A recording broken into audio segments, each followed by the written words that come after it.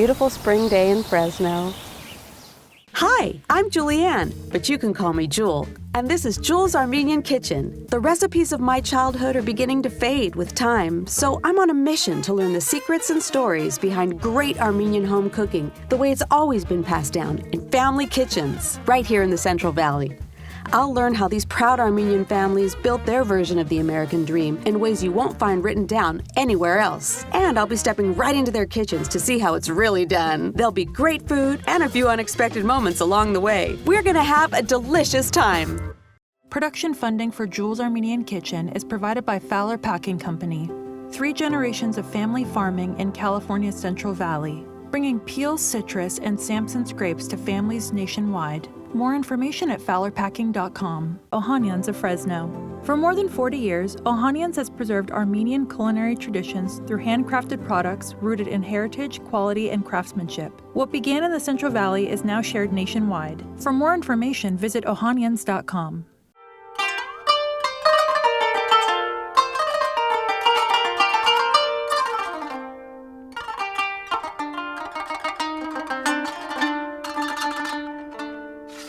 Sometimes life just gives you a gift, and you have to savor it. Today, I'm savoring lamb tri-tip, grilled eggplant, and a conversation with one of my favorite writers, Mark Arax. That's right, I got to wine and dine with the award-winning literary powerhouse himself. And let me assure you, there's plenty here to sink your teeth into. Mark is a proud Fresno-born Armenian and also a bit of a foodie. Would you believe Mark's recipe he's teaching us today was written up for the New York Times cooking website by legendary food columnist Mark Bittman? It's true. Only today, we're getting Mark Arax's original recipe for marinated lamb tri-tip. We'll also be firing up some delicious eggplant right here in Mark's beautiful backyard.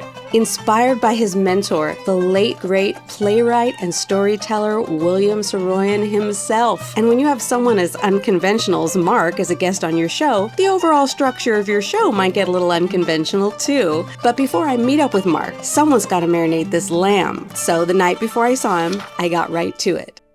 And here I am in the Valley PBS studio, and I'm going to show you how to make the marinade for that lamb, and I'm going to tell you really quick how to order this from your butcher, okay?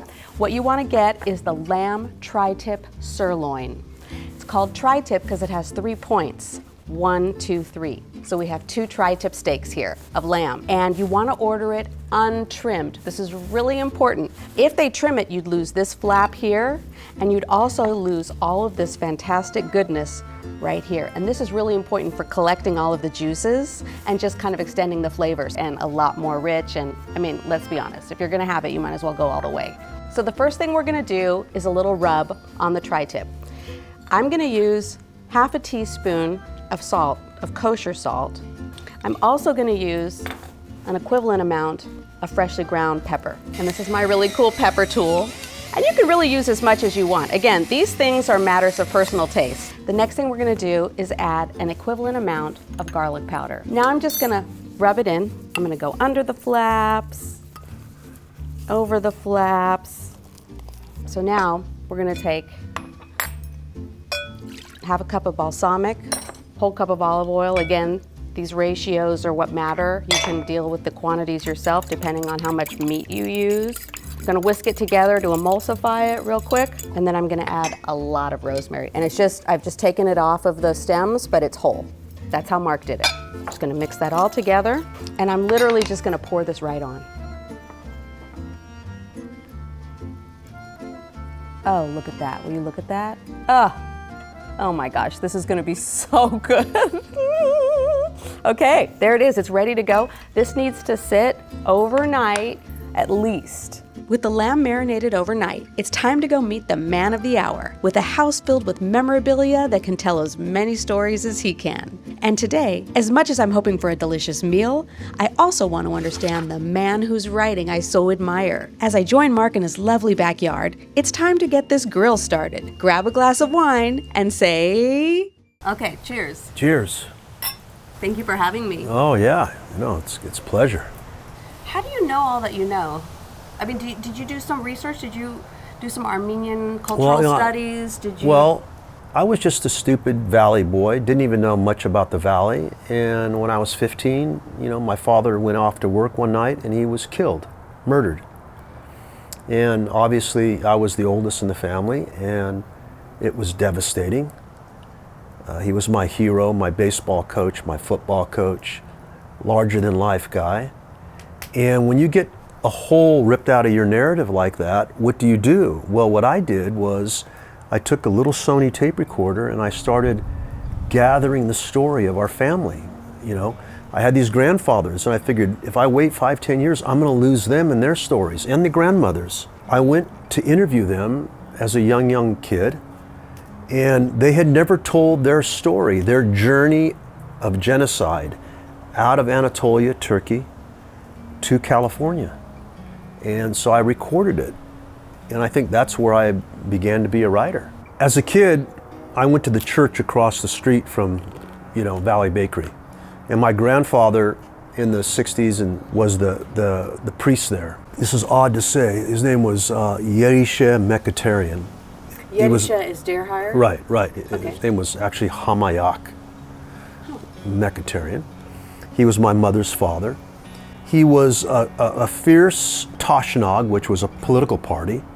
I think what got conveyed to me was not religion from him necessarily, but culture. It was the culture. When I went to interview him, I said, "Tell me about the genocide." And he started chanting these, I don't know what it was. It sounded like a chant, some kind of chant. And about halfway through it, I understood that what he was chanting were the names of everyone in his family who had been killed in the massacres. I think it was 45 family members, and he chanted each of their names. And the names were old-fashioned Armenian names, so I didn't recognize what he was doing at first. And about halfway to 2/3 through, I thought, oh my goodness, before he is going to speak to me about this, he is going to, in memoriam, remember each one. And he remembered all 45. And he turned to me and he looked up and he said, only me. Only me. I was the only one to survive. Why? And that's how it started. So that was my journey, and here I am many years later, still recording the stories of people in California and still writing those stories, moving beyond our Armenian story, our own backyard, to all of California. And I've interviewed hours and hours of the workers in the fields, the Latinos from all the places in California. I've interviewed blacks who came from the South and the Southwest following the cotton trail here. They were locked out of the houses by racism. And I related to them because Armenians were among the 5 groups that were not allowed to live in certain parts of town. And we were part of the people that were banished. Should we check on that fire? The fire is about 5-6 minutes away, so. Should I start the bulgur? Start the bulgur. Okay, I'm gonna start the bulgur pilaf. She's starting the bulgur pilaf. I'll be right back. Back at his stove, I'm preparing a lovely side dish of bulgur pilaf, a favorite of my late mother, which you can find the recipe for at JUL'sArmenianKitchen.com. As some of you may know, Mark wrote for the Baltimore Sun and the LA Times before devoting himself to more literary pursuits of writing. In his storytelling, Mark always plays the role of interviewer. I decided to take advantage of my time with him to turn him into the interviewee. I'm kind of curious as to what made you say yes to me. You're persistent. I kind of have No, you're a dynamo, man. You got all this energy, and I'm thinking this girl's half crazy. Were you really? I am half crazy. Yeah. With the bulgur simmering and the grill still heating up, it's time to discuss the main course and the story behind it. Now, I understand that you know Mark Bittman. Mark Bittman, I knew him as a columnist for the New York Times as a reader, and then I knew he wrote a lot of cookbooks that were very popular. Yes. And then I got a call from him one day saying, "Hey, I'm coming out to California," and I decided, well, we should have a dinner, which is kind of Armenian Yeah, thing. well, yeah, but it's kind of a bold move to Yeah, be serving food true. to Mark Bittman. No, that is true. You know, he's not the type of guy that throws out, easy compliments. And he loved the lamb tri-tip because he'd never had a lamb tri-tip. I've never had Yeah, one. tri-tip is beef, but there is one cut, and I just played with it for a year or two and decided to do a certain marinade. It turned out pretty good, and that night it turned out very good. And so we had a nice evening, and about a month or two later he called me up and says, I'm going to put this recipe in the New York Times. I cannot. He's going to call it Arax's lamb recipe. It does, and it's there. Is it there? It's Yeah, there. I think it was. I saw it. Unfortunately, it seems that when Bittman put this recipe online, he wasn't able to find the lamb tri-tip on the East Coast, which led to it being not the exact recipe Mark made for him that night. I don't blame him, as tri-tip is really a phenomenon out west. So since we have that cut with us today, we'll be able to cook Mark's original lamb tri-tip dinner. So here we are with the original recipe, and we're going to try to, I don't know if we can get as good as we did that day with Bittman, because it was Mark Bittman. You got to be inspired. You do. I'm excited to try it. What's the story on that? How long do you heat it up for? We'll cook it, and if it's hot, you'll get a real sear on the outside. Okay. All right. And if it's got enough fat, which the Armenians call JUL'S, then it'll sear up, and you'll have to be careful because it could get out of control. So you're constantly moving it around. And I think what I'll do is I'll do the eggplants first. So I barbecue eggplants and use a marinade that's olive oil, lemon, garlic, and salt, of course, pepper, and basil. And then the trick is you cook it slow enough to where it turns creamy. So what we should be able to do after this is scoop that out, those eggplants, put them on a piece of lavash bread, cracker bread, and it'll be a nice little, Do you know I used to ship these to myself to my dorm room and on the East Coast? Did everybody love them over there? Oh, yeah, of course. Oh yeah, no, they're something else. Simple. And delish. So when I read your writing, I'm often surprised by how you're able to put so many ideas in one space. So eloquently, like you really fit them in well, economically. When you're sitting in front of that typewriter, or no longer a typewriter, it's brutal. It could be a very brutal process. I got a lesson from Saroyan as a young kid. My grandfather and Saroyan were friends, and he would come over for dinner, and I would go, and I didn't know that yet that I was going to be a writer. And then I would, later on when I was at Fresno State, I'd go visit him. He was a very cheap man, and he loved recording sounds of nature. And so he said, do you have any tapes? Because I was the editor of the Collegian at Fresno State. I said, yeah, I have tapes. He goes, bring me some. So I'd bring him free tapes. And then we'd sit and he'd talk. And he says, what are you doing right now? I said, well, I'm learning the vocabulary. I'm learning new words. And he says, well, what are the new words you're learning? And I think I said something like ubiquitous. Oh, nice. Ubiquitous. And he looked at me, and he got kind of a screwed up face, and he said, ubiquitous, well, where in the hell would you ever use that? He says, I want you to go back to my stories, and I want you to count the words I use in those stories. I use 300 words, maybe 350, that's all. It's not the words, the fancy words you wield, it's the way you put the words together. And Interesting. what a lesson. And then, he told me that writing is lonely, but it's not abject loneliness, because as you're writing, you're connecting yourselves to all the world here, This backyard, I think, would make Saroyan proud. When I would go visit him on Griffith Way, his weeds were 5-6 feet tall. Oh, really? Oh, yeah. And in there he had certain weeds he would use in the salad, dandelions. Yeah. Okay. Yeah. And then he had mint in there and fruit trees. And while I didn't consciously do this, I've kind of replicated a little bit of Saroyan's backyard. The weeds will go soon. Yeah. And then when he ended up dying, no one was watering his fruit trees. And so I ended up going every day and watering his fruit trees and keeping them alive until that house was sold to someone else.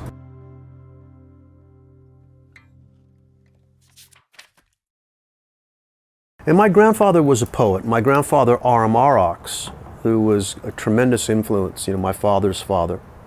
Poet, a lefty. Leftist or lefty like me? No. He was a leftist. That's right. Yeah. And the FBI followed him for 40 years, and I ended up getting his FBI file when I wrote my first book. Oh, really? And yeah. So he was the friend of Saroyan. His journey to Fresno was an accident. He was 14, 15, hiding in an attic in Istanbul. There were 20,000 Armenian kids hiding in the attics. It was called the Army of the Attics. And he stayed up there with his books for about a year and a half, came down dressed like a girl so he could evade the draft, and then went to a bookstore, this was after the genocide now, where all these great Armenian writers were there, and they took him on. And he was going to go to the Sorbonne in Paris to study literature. He was there, one of the wealthy railroad Armenian magnates decided they were going to fund him and everything else, and then these letters came from his uncle, a sole survivor from Fresno, California, telling him, you must come here. And he sold the California dream, the California myth, This is the grapes like jades. Yeah. The grapes, they're so big, they hang from the vines like jade eggs. And he told them that the watermelons are so large that when you scoop out the meat, you could ride down the irrigation canals, in the thing. So my grandfather in 1920 had this choice, existential choice, which was Paris, France, or Fresno, California. And I wonder if that choice had been different. Yeah.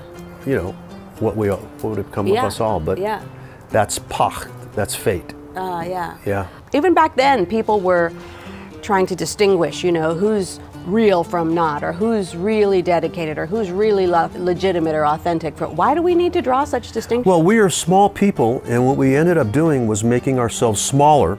And it always perplexed me that, my God, we're a small nation. We're a small diaspora. And here we are making ourselves smaller and dividing ourselves up into these even more tribal units. Interesting. I mean, it was silly. So you speak Armenian? You have a lot of words. I spoke Armenian before I spoke English, and then at school, there was no Armenians. So I came home one day and told my parents, I'm not speaking that language anymore. And they were so busy trying to assimilate. Yeah. They said, fine. Really? Yeah, and big mistake. Yeah. Big mistake they made. Did you know I'm in remedial class? Oh, you really? Armenian school dropout. No, there's something deep in my recesses that language is there. I swear sometimes I dream in Armenian. Really? Yeah, but I don't think so. I think it's just a desire. The grill is hot and ready to go. Now, it's a real tradition for the men to stand around and visit while grilling. Usually I'm stuck inside prepping the sides, so it was a real treat to partake in the ritual. I really like fire. I do too. And this is all your recipes? I can't. I mean, we're a 3,000, 4,000-year-old people. I don't know that any of this is original. Quick tip for the eggplant, you can't have enough marinade, so feel free to apply more while grilling. So you use your finger too, huh? Oh, My husband uses his finger. Yeah. What's the art Well, to? if it's too much give, it means it's kind of raw in the middle. Okay. So you want it to be, but then you also don't want it to be burned. So now that one's firming up. Can I feel it? Yeah. Oh yeah. So feel that one and feel that one. Give it a little more push. Oh, I see. Yeah. Interesting. And then you get to lick your finger. Yeah. The eggplant's it's starting to bubble, which means it's starting to cream up. Oh, yeah, okay. See how it's bubbling? Yeah. So, tell me about those bubbles. You had too much wine. Okay. You told me that was going to happen Bubbles, to you. baubles, bangles, and beads. Yeah, now I'll slow down on it. Okay, good. Okay.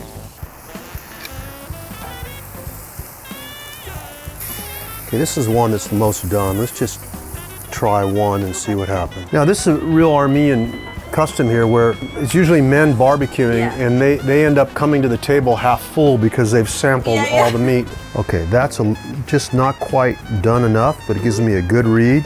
But that's going to be a delicious piece. Let's see. I'll tell you, I don't think there's enough salt on here, but let's just see. You don't rush cutting a piece of meat like this, especially when it's good enough to make you start dancing. Oh, that's pretty done. That's done. That's ready. Yep.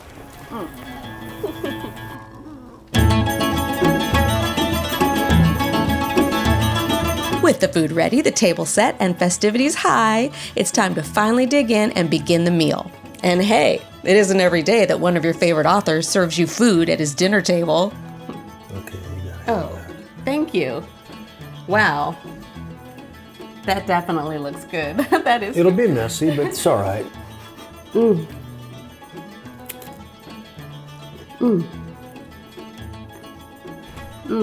That's really good. That's crazy good. Does that have a little smoky to it? Yeah, I'm gonna start making that. Yeah, okay. If it's smoky, It's then perfection. I nailed it. You did. Cheers, bon Cheers. appetit. Thank you. Yum. This is next level. Yeah, that's good. Because usually it's if you do it like that, then you think they're going to do baba ganoush with it. But I like how you didn't go in the tahini direction. It's got a brightness to it. It's good. This is smoky, but it's bright. Yeah. It's herby. It's lemony. Okay. All right, let's have Dig some. in. Okay. Yeah.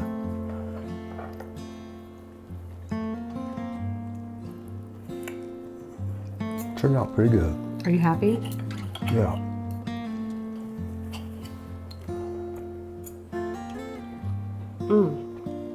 You could taste the rosemary, Yeah. and you could taste the balsamic too. You can, and they work so nicely with it. And when my kids, they all, if I did a meal, they'd all wait for me to pronounce whatever it was. Okay. And it'd always be some criticism, and they'd just go, So that's it. I'm just critical of my own stuff. Yeah, surely. You know artists, we're our biggest critics. But he's underselling how good this food is. Honestly, it might be the best lamb I've ever had. But don't tell my dad. Anyway, something I've tried to do on this show is get a perspective from each of my guests on what the American dream means to them. Since Mark is such an outspoken writer, of course I had to pose the question to him as well. So the American dream has been a very mixed one for the Armenians, and each one had a different experience because each one brought over a shaping from another country. Okay, we were Turkish Armenians. We were Armenians who came from Anatolia, which was our country, 1,000 years, if not more, before the Turks came. Right. And we were survivors of genocide, and we reinvented ourselves on a land that California, which has been kind to a lot of reinventions. And what you see today is that, and this is what kind of breaks my heart, is having endured that racism, the Armenians now, as landed and successful, they're not always the most understanding when it comes to others. So there's a lot of fear still of the others.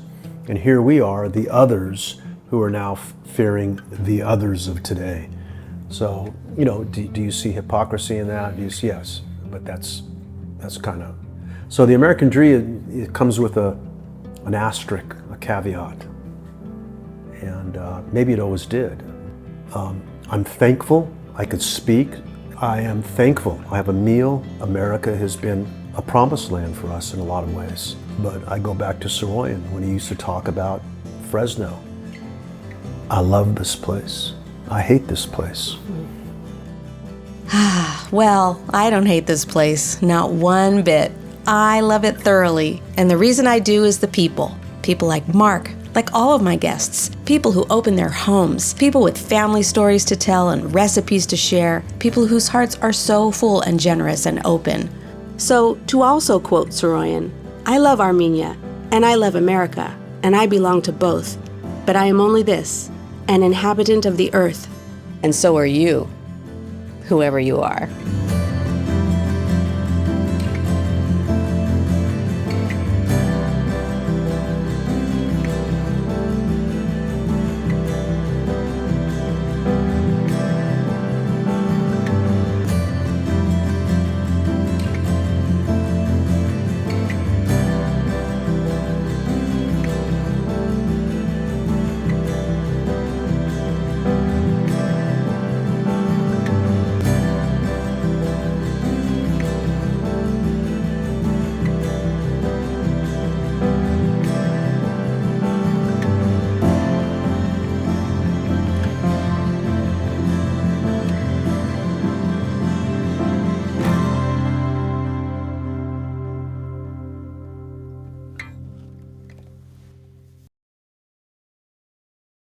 Production funding for JUL'S Armenian Kitchen is provided by Fowler Packing Company.